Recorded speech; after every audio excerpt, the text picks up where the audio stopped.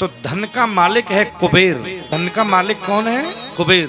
कुबेर की बुद्धि में भी चक्कर आ गए, हे भगवान ये नंद बाबा के पास इतनी लक्ष्मी कहां से आ गई। बड़ी सीधी सी बात है कि जब लक्ष्मी पति आया है तो लक्ष्मी तो ऑटोमेटिक घर में आनी ही है। लक्ष्मी पति आया है ना, तो लक्ष्मी आएगी कि नहीं आएगी? हम गलती क्या करते हैं, हमारी मिस्टेक क्या है कि हम मंदिर में जाते हैं, नारायण के सामने जब खड़े होते हैं तो नारायण से कहते हैं कि हे नारायण हमको लक्ष्मी दे दो।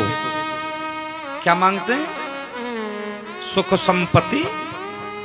आरती में गाते हो कि नहीं?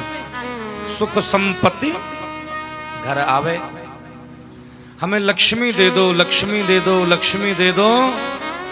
तो नारायण भी माथा पीटते हैं कि मुझे तो मांगता नहीं, मेरी वाइफ को मांगता है।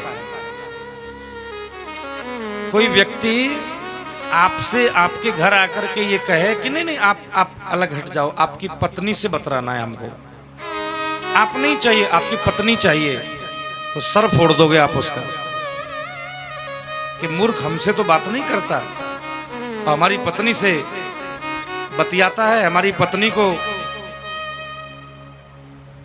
तो भगवान भी हंसते मुस्कुराते हैं कि मुझे तो मांग नहीं रहा, मेरी पत्नी को मांग रहा है, तो आई एम सॉरी मैं तो नहीं दे सकता। कोई किसी को पत्नी कैसे दे दे भाई? उल्टी बात क्यों करते हो? तो हम तो ये कहते हैं कि यदि जीवन में ये चाहते हो कि माया लक्ष्मी तुम्हारे घर में सतत सदैव विद्यमान रहे, सतना वालों एक चीज नोट करके लेके जाइए, चाहते हो ना कि घर में लक्ष्मी रहे तो लक्ष्मी पति को मांगना सीखिए, माया पति को मांगिए कि हे नारायण हमें लक्ष्मी नहीं चाहिए, हमें तो आप चाहिए। और आप जब हमारे घर में आ जाएंगे तो लक्ष्मी अकेली बैकुंठ में क्या करेगी?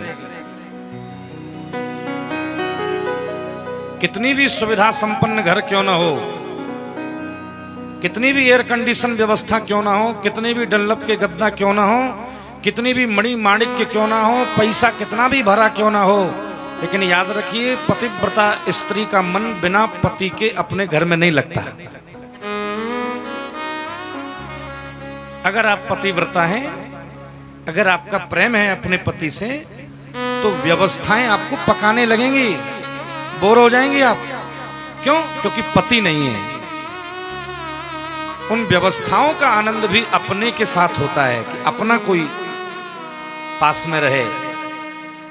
तो जब भगवान नारायण ही न रहेंगे बैकुंठ में तो लक्ष्मी वहां क्या करेगी? लक्ष्मी भी नारायण की सेवा करने के लिए दौड़ी दौड़ी तुम्हारे घर में आ जाएगी और किसी प्रकार का अभाव तुम्हारे जीवन में नहीं रहेगा। एक व्यक्ति हमसे कह रहा था कि महाराज जी अब तो तुम्हारी बड़ी मौज आ रही है।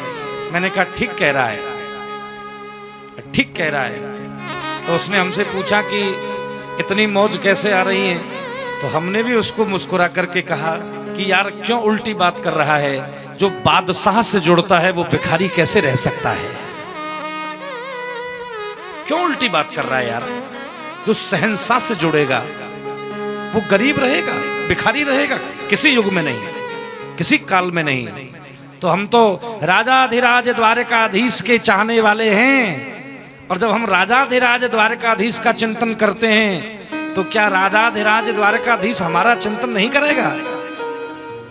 हम तो भैया खूब घूमेंगे और खूब घूमते हैं गाड़ियों में, और जिस शहर में जाते हैं उसी शहर में जैसे कोई बड़े बाप का बेटा होता है और जब वो पढ़ने जा रहा हो, खूब पैसा वाला पिता है उसका, तो वो अपने पुत्र की जेब में 3-4 बैंकों के एटीएम डाल देता है कि बेटा ये यूनियन बैंक का है, ये पीएनबी का है, ये एसबीआई का है, ये एचडीएफसी का है।